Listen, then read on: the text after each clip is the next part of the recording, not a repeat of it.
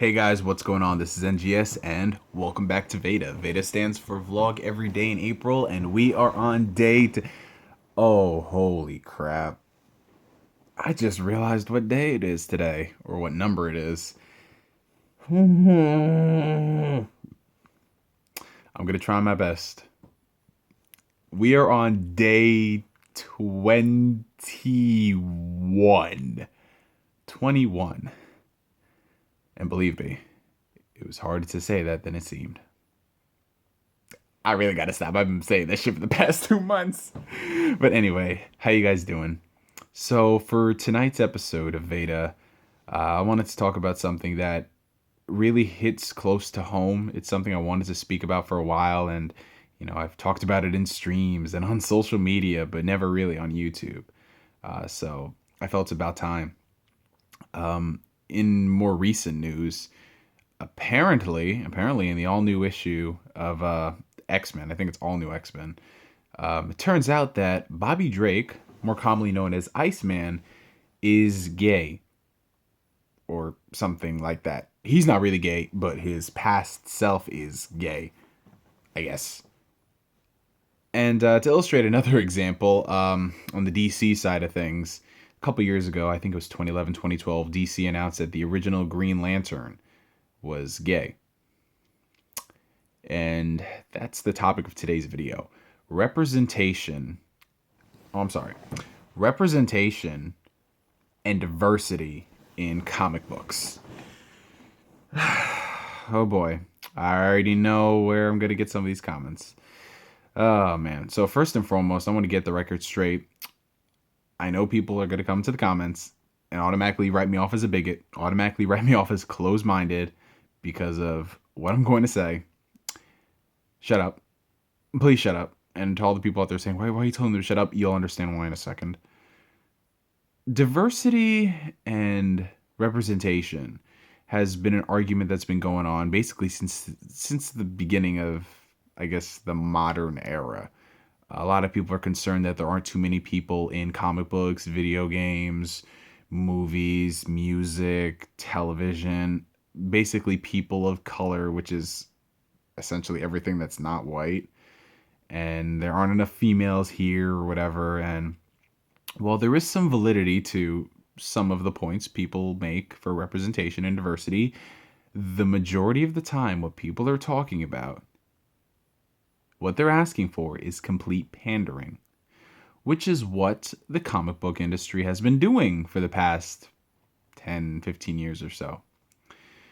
Basically, comic book writers have succumbed to changing established characters for the sake of diversity and representation. And but what I mean by that is they're taking established characters who we've known for decades, who we know as, in this case, talking about Bobby Drake, people who are heterosexual, and they're making them gay just because. Why? Why are you doing that? There is no reason to take a character who's established as such and change him, in the same universe, mind you, change him just to make a statement. That makes no sense whatsoever. Another example that hits home to me a lot, considering I love this character, Spider-Man. A couple years ago in the Ultimate Comics, Peter Parker was killed off and they introduced Miles Morales. Now you guys know I have no problem with other people being Spider-Man, but there is only one Spider-Man at the end of the day, and that's Peter Parker. There's no one else who can replace him. The mantle of Spider-Man is not something that goes on concurrently in the same running universe, you know?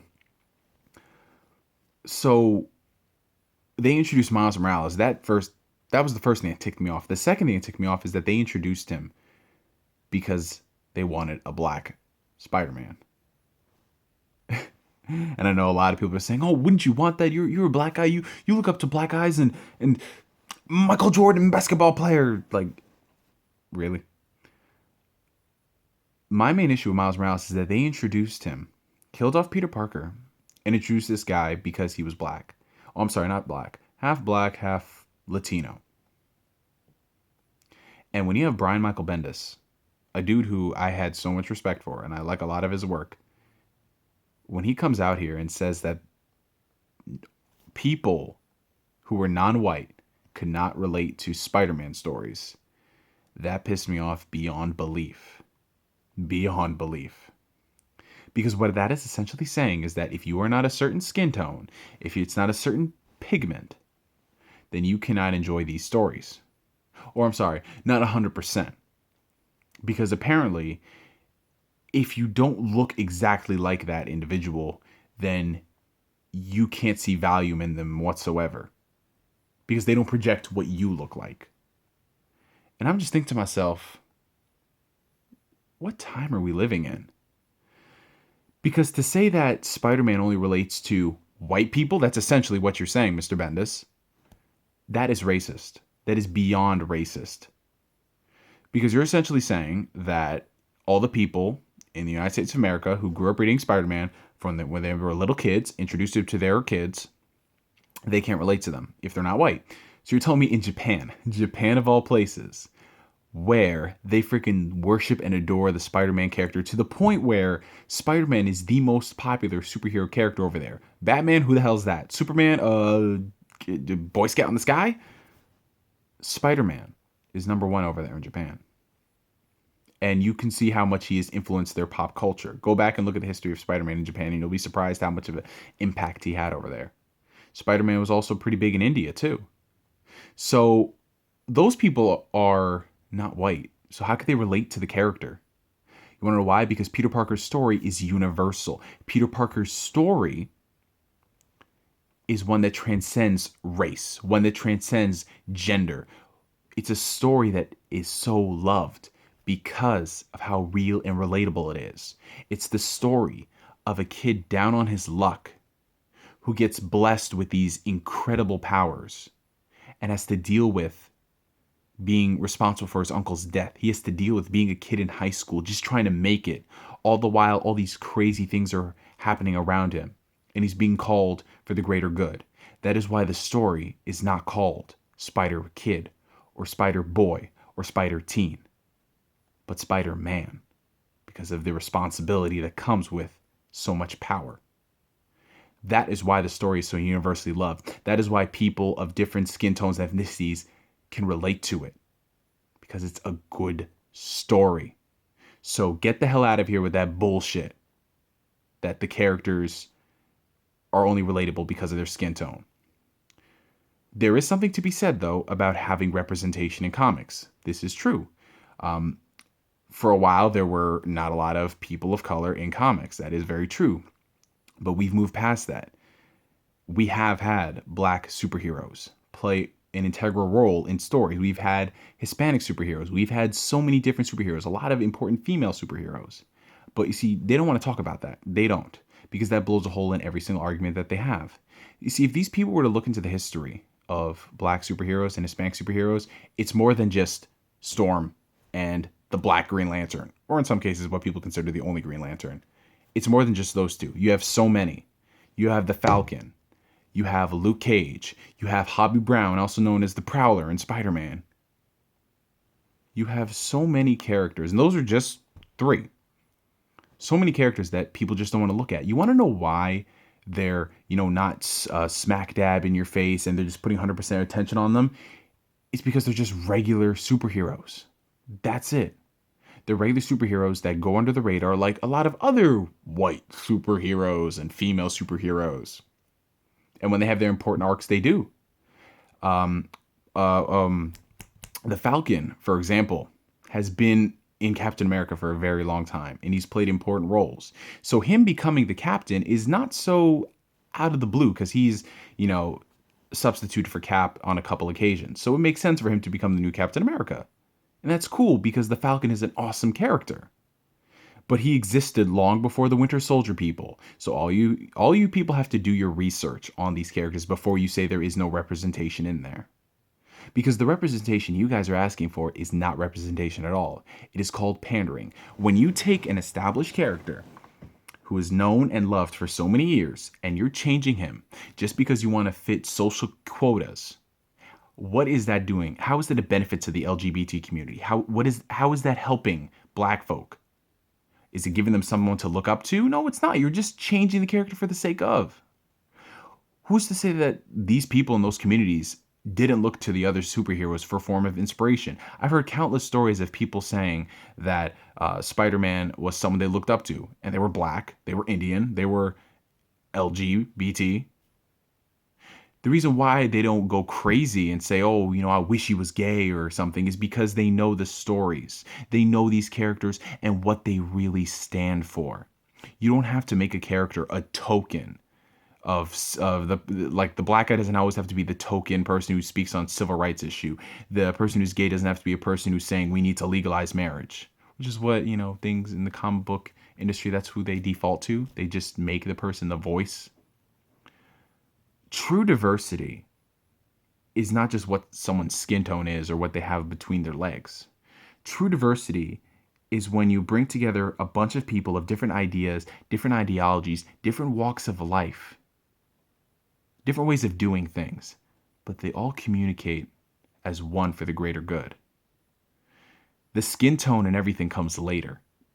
That's just an added benefit. And I'm using benefit very loosely because it doesn't matter what their skin tone is. It's all about having great characters with great stories. So it doesn't matter if a person is gay or not. It doesn't matter if they're black or not. If it's a good story, people will like it. And all of this championing and campaigning for you to change them does nothing. Sure, you think it's cool and it makes you feel all warm and special, but you have to look into yourself then. If this is stopping you from reading great stories, if the fact that this person is not gay, or the fact this person is not black or Hispanic or looks like you, if that stops you from relating to these stories and taking them with you throughout the years, then you need a reality check. You are the person who needs to read these stories. And you need to understand these characters. If you're going to come in here into this industry and say that these characters don't appeal to everybody, because they do, because they have meaning and they stand for things that transcends your social cues and your quotas and your checkmark boxes.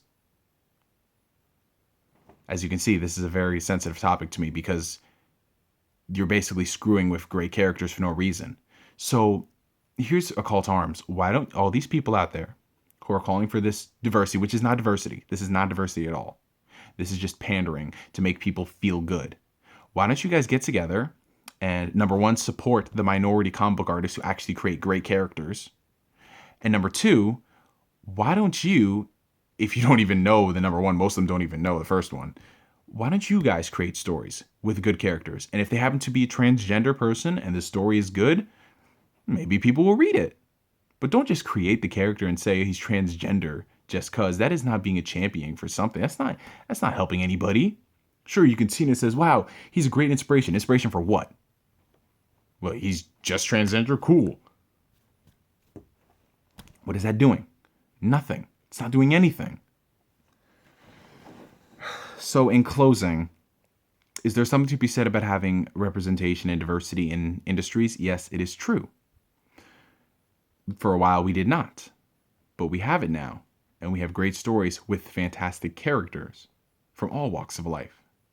Just because you guys don't read it, just because you don't, do take your time to actually get to know these characters and you want to complain about it on social media, that doesn't mean that the writers are to blame. And to the writers, stop pandering. This isn't helping anybody because what's going to happen next? You create a gay character and then people are going to be complaining that there's not a transgender character. And then they introduce transgender character. Why aren't they, complaining about civil rights? It's a never winning. You're never going to win. You never are. So just create great characters with great stories. And if they happen to be gay or black or Hispanic or transgender, all the better. But don't just take a character, change their race, ethnicity, or gender just to make a quick buck to appeal to people. Because that's not how things work. That's not self-sustaining. That's part of the reason why most people don't like Miles Morales is because he's not an interesting character. He doesn't have what made Peter great, what made Ben Reilly great, what made Miguel O'Hara great. He doesn't. That's why people don't like his story. It's not because he's mixed ethnicities. No. It's because he sucks. It's simple. And the people who are supporting him are just supporting him because they want it to feel good. They want it to feel like they're getting a good story out of it when it's really not compared to a lot of Spider-Man stories and before. But still, that's not saying much of recent Spider-Man with Dan Slott stuff. So it's even across the board. Okay, but anyway, that's the end of tonight's episode of VEDA. You guys, comment down below. I want to hear your reactions. I'm NGS signing out, and like always, I will catch you guys later. Peace. And it didn't stop recording.